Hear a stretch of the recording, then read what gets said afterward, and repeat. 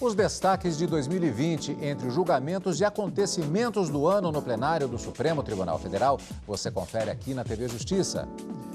É o Plenárias Especial Retrospectiva 2020 que está começando agora.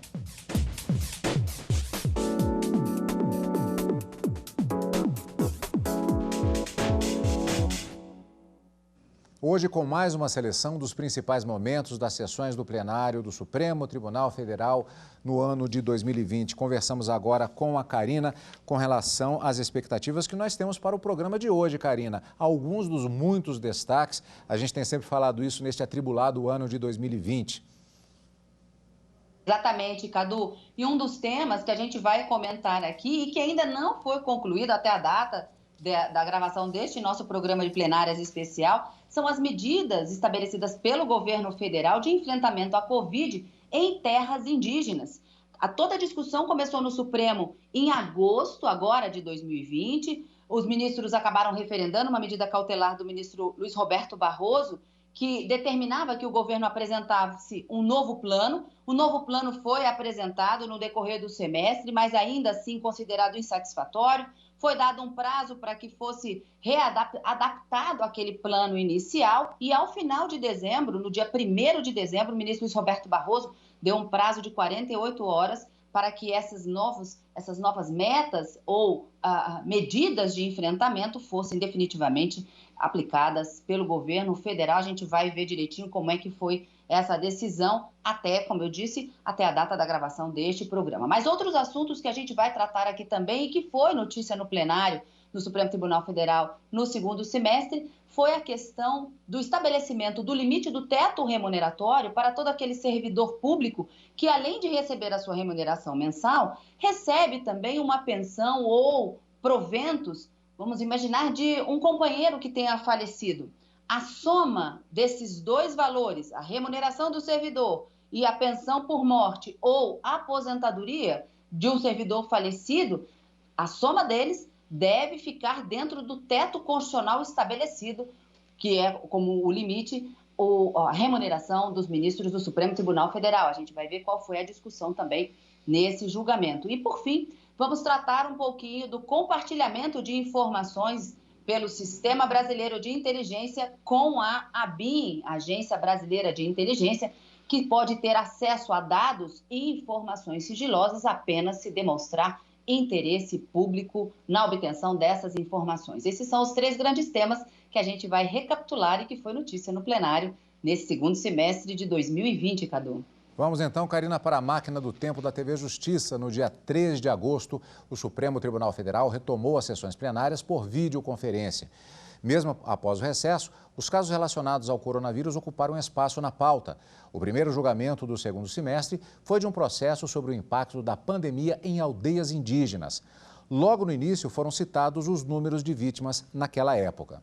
Logo na abertura, o presidente do Supremo Tribunal Federal relembrou das vítimas da Covid-19 no país. Nós manifestamos o nosso pesar pelo falecimento já de quase 100 mil brasileiras vítimas da pandemia, nos solidarizando com seus familiares e amigos. E também cumprimentando a todo o serviço de saúde pelo trabalho desenvolvido. Depois, o julgamento da DPF 709 sobre os efeitos da pandemia da Covid nas aldeias indígenas foi iniciado. O plenário ficou de decidir se confirma a medida cautelar deferida no início de julho pelo relator, ministro Luiz Roberto Barroso, para determinar ao governo federal a adoção de diversas medidas para combater o avanço da Covid sobre os povos indígenas e aldeias.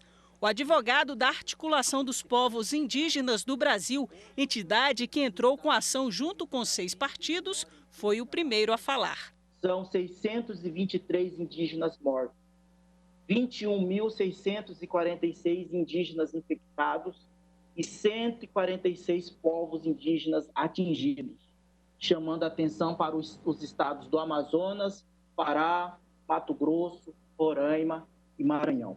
Depois, advogados dos partidos coautores fizeram a sustentação oral. Esse é um julgamento histórico. O jurista Tiago Amparo, em artigo publicado hoje na Folha de São Paulo, disse que era uma oportunidade do Supremo Tribunal Federal prevenir um genocídio. Eu tenho certeza que esse tribunal está à altura dessa sua missão constitucional e que dirá hoje que vidas indígenas importam. Me reporto ao artigo 231 da Constituição Federal, que além de reconhecer aos índios sua organização social, seus usos, costumes, línguas, crenças e tradições, determina exatamente a união, a obrigação de demarcar estas terras e fazer com que os seus bens sejam protegidos.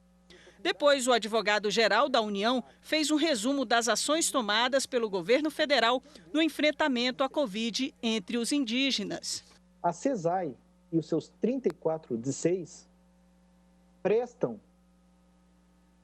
dão atendimento de saúde básica para mais de 700 mil indígenas, de cerca de 400 etnias, distribuídos por mais de 6 mil aldeias, por meio da medicina tradicional, sobretudo da medicina tradicional.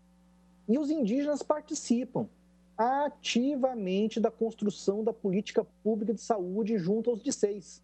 O Procurador-Geral da República, Augusto Aras, falou em seguida. O PGR, ratificando a manifestação escrita da nossa Câmara Temática Indígena, se manifesta favoravelmente ao referendo da decisão do eminente ministro relator. O relator da ação, ministro Luiz Roberto Barroso, reconheceu a atuação das Forças Armadas e do Ministério da Saúde, por exemplo, na distribuição de cestas básicas, suprimentos e materiais de saúde às diversas comunidades indígenas, entre outras ações. O ministro, contudo, entendeu ser necessário determinar ao governo a adoção de medidas adicionais a partir de um diálogo entre todos os envolvidos. Determinei a instalação de barreiras sanitárias e a instalação de uma sala de situação com a participação das comunidades indígenas, do Ministério Público, da Defensoria Pública Geral da União, da representante do CNJ, de um representante do meu gabinete e dos técnicos que a própria sala de situação venha a convocar. O ministro também ressaltou a importância de combater a invasão das terras indígenas. Eu não quis, com todo respeito, alimentar a crença que eu considero fantasiosa de que pudesse ser singela a operação de retirar, se nós multiplicarmos 20 mil por 7, ou ainda que não fosse tantas pessoas, mas retirar 50, 70 mil pessoas que não deveriam estar lá, à força de uma penada. É preciso um planejamento, mas tem que ter o planejamento. Portanto, a minha decisão é no sentido de que seja elaborado um plano de desinclusão.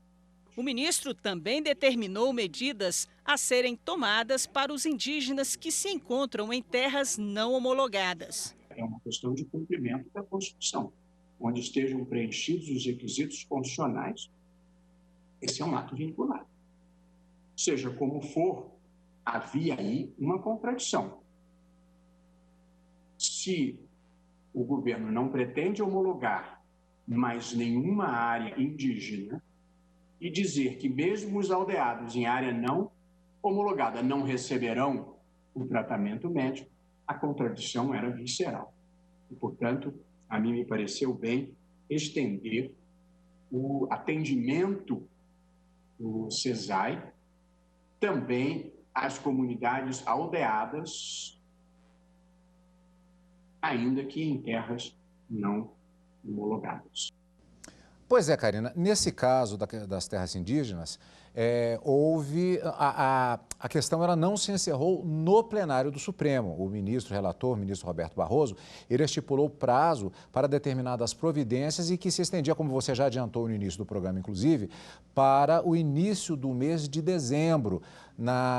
Eu lhe pergunto justamente como é que ficou esse andamento da questão, lembrando que estamos gravando de maneira adiantada para a retrospectiva de 2020 em exibição no mês de janeiro, até o momento da gravação do programa. Em que pé estamos com relação a essa questão das terras indígenas e a Covid-19? Vamos fazer aqui uma evolução cronológica desse assunto no plenário do Supremo Tribunal Federal, que começa no dia 5 de agosto Então, o Supremo referenda a medida cautelar do ministro Luiz Roberto Barroso, determinando que houvesse uma complementação daquele plano de enfrentamento e de medidas sanitárias que foi apresentado pela União para o enfrentamento da Covid nessas regiões de tribos indígenas. No dia 7 de agosto, o ministro determina que essa complementação seja feita, portanto. Em outubro, diante de uma apresentação de uma segunda versão deste plano, o ministro nega a homologação a essa segunda versão, entendendo que ela era muito genérica e muito vaga, de modo que ficaria difícil o monitoramento e também inviabilizaria a sua implementação. Em 20 de novembro, decidindo sobre um pedido da AGU de prorrogação do prazo para a apresentação desse segundo plano, o ministro determina que até o dia 23 de novembro, o governo federal apresentasse, então, essa nova versão, entendendo que fazia sentido aqueles argumentos trazidos pela Advocacia Geral da União, de que a apresentação dessa segunda versão teria sido prejudicada em razão de ataques cibernéticos ao sistema do Ministério da Saúde, que teria atrasado, portanto, essa apresentação. E agora, no início de dezembro, já no finalzinho do ano, houve uma petição informando ao ministro Luiz Roberto Barroso que essas medidas de enfrentamento propostas pela União não teriam sido implementadas em todas as divisas ou em todas as áreas indígenas que deveriam ser implementadas. E o ministro deu, portanto, a partir do dia 1º, nessa decisão, o prazo de 48 horas para que essas barreiras sanitárias para o enfrentamento fossem efetivamente implementadas. O ministro Luiz Roberto Barroso, nessa decisão de dezembro, ele lembrou que essa situação de implementação dessas medidas e barreiras sanitárias é de extrema importância em razão da gravidade da pandemia da Covid-19 nessas áreas indígenas e disse que tão grave quanto a pandemia é também, dentro de um Estado democrático de direito que somos e que pretende a Constituição que sejamos, o descumprimento de uma decisão do plenário do Supremo Tribunal Federal é também de natureza gravíssima. E esse foi o encerramento, portanto, até dezembro, como a gente disse, não é, Cadu? Até a data da gravação deste nosso programa do Plenárias Especial, foi a última decisão, nesse caso, sobre as medidas sanitárias que devem ser implementadas pela União em áreas indígenas. Vamos continuar, portanto, Karina, estamos com os principais momentos do ano de 2020 no plenário do Supremo Tribunal Federal. Ainda na primeira semana de agosto, o plenário do STF retomou o julgamento a respeito da possibilidade de pessoas físicas atuarem como amigas da corte, os chamados amici curiae, no plural, ou amicus curiae, no singular. Na mesma sessão, os ministros julgaram se servidores podem ultrapassar o limite salarial constitucional com o acúmulo de benefícios, como aposentadoria e pensão por morte. A Constituição estabelece que a remuneração e o subsídio dos servidores públicos não podem exceder o subsídio mensal dos ministros do Supremo Tribunal Federal. É o chamado teto constitucional, que hoje é de R$ 39.500. Um recurso proposto pela União questiona a decisão do Conselho Especial do Tribunal de Justiça do Distrito Federal, que aplicou a não incidência do teto constitucional, beneficiando uma servidora do tribunal que também é pensionista de um ex-servidor daquele tribunal. Houve sustentação oral da procuradora do Estado do Rio Grande do Sul, que entrou como amicus curiae no recurso. Pensão e proventos ou remuneração possuem fatos geradores distintos. Ainda assim, tendo em vista essa circunstância, a literalidade da Constituição Federal previu o teto sobre a acumulação das verbas. Tais premissas não possuem respaldo na jurisprudência do Supremo Tribunal Federal, porque o Supremo Tribunal Federal é firme em aplicar o teto constitucional, inclusive ratificando tal entendimento nas recentes ADIs que analisaram os honorários dos advogados públicos. O acórdão recorrido entendeu que não incide o teto constitucional sobre o total recebido a título de proventos, como aposentadoria e a pensão por morte do marido. Assim, para efeito de aplicação do teto remuneratório, deve ser considerado o valor de cada parcela recebida individualmente. O relator, ministro Marco Aurélio, deu provimento ao recurso da União. Aqui nós temos um verdadeiro paradoxo. em um país em que tantos necessitam de teto, alguns querem fugir ao teto constitucional em relação ao que percebido. O ministro Celso de Mello abriu divergência. Sendo legítima a acumulação de proventos de aposentadoria do servidor público, com pensão por morte de cônjuge finado e também servidor público, o teto constitucional deve incidir, mas deve incidir isoladamente, separadamente, de modo individualizado. O plenário, por maioria, seguiu o entendimento do relator de dar provimento ao recurso da União. Foi apresentada a seguinte tese: ocorrida a morte do instituidor da pensão em momento posterior ao da emenda constitucional número 19/1998, o teto constitucional previsto no inciso 11 do artigo 37 da Constituição Federal incide sobre o somatório de remuneração ou provento e pensão percebida por servidor. O plenário também retomou o julgamento de agravo regimental apresentado por um procurador da Fazenda Nacional contra a decisão do ministro Celso de Mello, que negou pedido de participação no julgamento da ADIM como amicus curiae. 5 ministros haviam entendido que o recurso deve ser conhecido e não provido, e outros 5 entenderam que o agravo não deve ser conhecido. A ministra Carmen Lúcia apresentou o voto acompanhando a divergência. Peço vênias, como peço vênia aos eminentes ministros que o acompanharam, para acompanhar a divergência, presidente, não conhecendo do agravo regimental interposto, neste caso, pelo Procurador da Fazenda Nacional. Penso que a questão pode sim ser trazida. Alguma pessoa física requer o ingresso, há esse indeferimento, dada essa condição pelo relator, me parece que sim, pelo menos ao amicus curiae, há de se permitir essa discussão. Por maioria de votos, o plenário concluiu que é permitido recorrer quando um pedido para ingressar como amigo da corte é negado em ação direta de inconstitucionalidade. Por outro lado, a corte negou que uma pessoa física ingresse como amicus curiae nas chamadas ações de controle concentrado. Karina, vamos voltar àquela questão. Portanto, a confirmação, salário dos ministros do Supremo como a baliza em relação ao teto remuneratório dos servidores. Cadu, na reportagem a gente viu que foi dado um valor como teto para o serviço público de natureza federal, mas seria melhor que a gente estabelecesse assim, a gente não, quem estabelece é a Constituição Federal, não é mesmo? Lá no artigo 37, inciso 10 e 11, se estabelece que no âmbito federal, o máximo que o servidor público pode receber a título de remuneração é aquele valor percebido pelos ministros do Supremo Tribunal Federal. Nenhum servidor ganha mais do que ministro do Supremo, de acordo com a Constituição Federal. E a questão colocada aqui, que foi discutida no plenário e decidida por maioria, era saber se o servidor, além de ganhar aquele valor mensalmente que cai na sua conta, quando o cônjuge dele falecer e ele receber uma pensão em razão da morte, ou receber proventos de aposentadoria em razão desse falecimento, ou ele receber a aposentadoria e continuar trabalhando, se essa soma de valores deve obedecer também esse teto limite estabelecido pela Constituição, que é a remuneração, os subsídios percebidos pelos ministros do Supremo Tribunal Federal. E a maioria entendeu que sim, quando se juntam as duas fontes, vamos dizer assim, essa soma deve esbarrar no teto e não pode superar.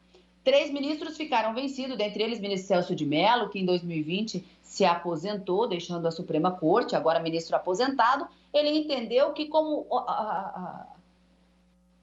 a fonte geradora era diferenciada, deveria incidir o teto em cada uma dessas fontes, né, dentro desses fatos geradores, divergindo da interpretação que foi dada pela maioria. Mas os ministros entenderam, portanto, que o teto remuneratório, e aí ele deve ser observado, veja bem, Cadu, no âmbito dos estados, do Distrito Federal e dos municípios, já que a Constituição, lá no 37, inciso 11, estabelece qual é o teto remuneratório de servidores no âmbito de cada ente federativo, sendo da União o teto do ministro do Supremo Tribunal Federal. Então, essa foi a decisão também proferida pelo Supremo neste ano de 2020. Mais destaques de 2020 daqui a pouco. Vamos conferir logo depois do intervalo aqui no Plenárias.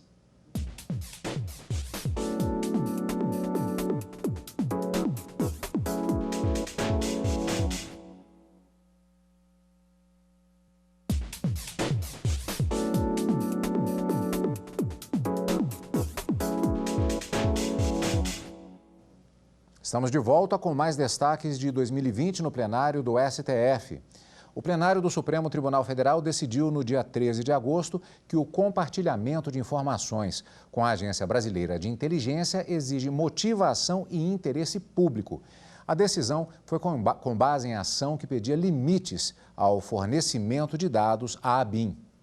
A ação direta de inconstitucionalidade questiona o parágrafo único do artigo 4º da Lei 9.883, de 1999.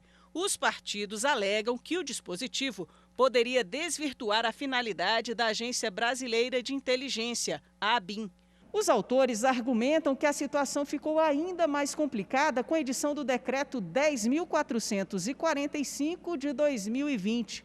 Texto que criou o Centro de Inteligência Nacional na estrutura da ABIN. O advogado da Rede Sustentabilidade argumentou que a intenção do presidente da República com a edição do decreto não é melhorar o sistema de inteligência brasileiro. É evidente que, dado o contexto fático, sua intenção não é a de melhor prover a inteligência brasileira, mas de dar dados à sua linha investigativa paralela, provavelmente colocando sob a mira do laser estatal todos os possíveis adversários políticos e ideológicos. E aqui também não se desconsidera a existência de um verdadeiro laser paraestatal, dado o suposto esquema estruturado de geração de fake news contra quem pensa diferente, o que vem sendo inclusive investigado por essa egrégia corte. O advogado do PSB afirmou que a intenção do decreto seria de criar um controle maior sobre a sociedade. A preocupação, excelências, trazida nessa ação vem num contexto de reiteradas tentativas da presidência da República de criar uma grande vigilância e controle sobre os dados da população brasileira. Tentativas reiteradas por parte do Executivo, sem a participação dos demais poderes e da sociedade civil. O advogado-geral da União destacou que não há violação de direitos fundamentais nos dispositivos questionados, já que a ABIN não acessa dados fiscais e bancários. Além do controle interno e do indeclinável controle judicial, a ABIN também está sujeita a controle parlamentar, por meio da Comissão Mista de Controle das Atividades de Inteligência. Uma comissão mista, uma comissão mista e permanente do Congresso, que funciona como órgão de controle e fiscalização externos à atividade de inteligência. A ministra Carmen Lúcia, relatora da ação, ressaltou o principal objetivo do compartilhamento dos dados e informações que está previsto na lei impugnada, a defesa das instituições e dos interesses nacionais. A ministra concedeu parcialmente a liminar. Não estamos aqui a cuidar de ABIN paralela por uma razão simples. Inteligência é atividade sensível e grave do Estado, mas está posta na legislação como sendo necessária nos termos por ela delineados, desempenhados. A arapongagem, para usar uma expressão vulgar, mas que agora está em dicionário, essa atividade não é direito, é crime. Praticado pelo Estado, é ilícito gravíssimo. O agente que adota prática de solicitação e obtenção de dados e conhecimentos específicos sobre quem quer que seja, fora dos estritos limites de respeito aos direitos fundamentais e da legalidade, comete crime. Por maioria, o plenário seguiu o entendimento da relatora pela concessão parcial da cautelar. Há razão aos requerentes em apontar os problemas derivados da transferência à ABIN de dados colhidos por outras instâncias governamentais sem as devidas salvaguardas procedimentais e que pode conduzir a um cenário de violação sistemática dos princípios de privacidade e de autodeterminação informativa. Em todos os países do mundo, os serviços de inteligência ficam submetidos não à presidência, não ao executivo, a uma autoridade autônoma e independente. E há até uma expressão extremamente enérgica de que nos países onde não há essa autoridade autônoma e independente na tutela dos dados, esses países fazem parte do corredor da vergonha. Os órgãos do Sistema Brasileiro de Inteligência somente podem fornecer dados e conhecimentos específicos à ABIN quando comprovado o interesse público da medida e afastada qualquer possibilidade desses dados atenderem interesses pessoais ou privados, e acrescentaria sempre ficando documentado quem pediu e para onde foi entregue. Já o ministro Marco Aurélio foi o único que indeferiu a liminar. Parágrafo único do artigo 4º da Lei 9.883, de 99, o que prevê apenas um diálogo entre os órgãos de inteligência, não surge conflitante com o texto constitucional. Não se tem, em primeiro lugar, relevância na articulação presente, o preceito legal. E, em segundo lugar, passados 21 anos, risco de se aguardar sejam envolvidas as autoridades próprias, ser ouvida a Câmara, ser ouvido o Senado, ser ouvido o presidente da República, aguardasse o julgamento definitivo. Por isso, concluo no sentido de indeferir a liminar pleiteada. Com isso, ficou mantido o artigo que estava sendo questionado. Os órgãos componentes do Sistema Brasileiro de Inteligência somente podem fornecer dados e conhecimentos específicos à ABIN quando comprovado o interesse público da medida, afastada qualquer possibilidade desses dados atenderem interesses pessoais ou privados. Nas hipóteses cabíveis de fornecimento de informações e dados à ABIN, é imprescindível procedimento formalmente instaurado e a existência de sistemas eletrônicos de segurança e registro de acesso, inclusive para efeito de responsabilização em caso de eventuais omissões, desvios ou abusos. Karina, então como fica com relação a essa questão em destaque no plenário do Supremo Tribunal Federal? Esse compartilhamento de informações acabou tendo um limite estabelecido nessa decisão, que foi em sede de medida cautelar e ação direta de inconstitucionalidade, decidida por maioria, ficando vencido apenas o ministro Marco Aurélio.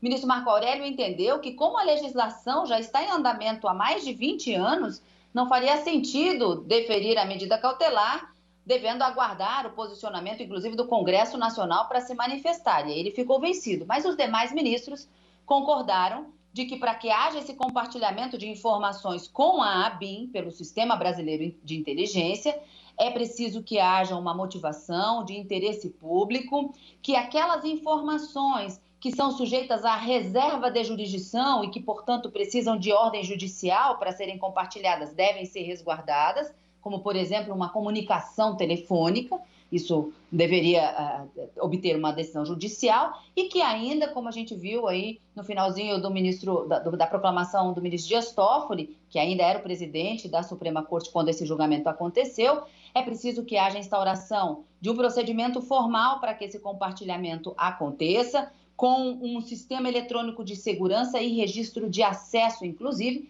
para se apurar eventuais responsabilidades em decorrência de omissões, desvios e possíveis abusos.